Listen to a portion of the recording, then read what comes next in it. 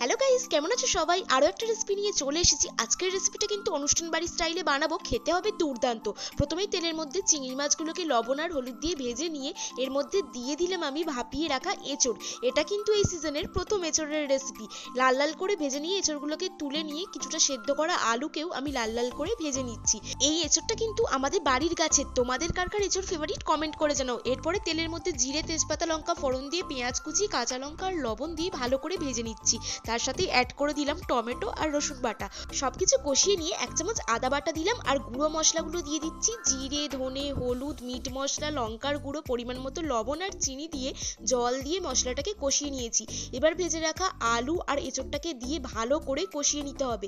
পরিমাণ মতো জল দিয়ে এটাকে ফুটতে দেবো। এরপর চিংড়িগুলোকে দিয়ে 5 মিনিট ফুটিয়ে নামানোর আগে গরম মশলা দিয়ে নিলেই একদম রেডি এঁচড় চিংড়ি। তোমরাও বাড়িতে ট্রাই করতে ভুলো না। রেসিপিটা ভালো লাগলে do like, comment and subscribe my channel. By.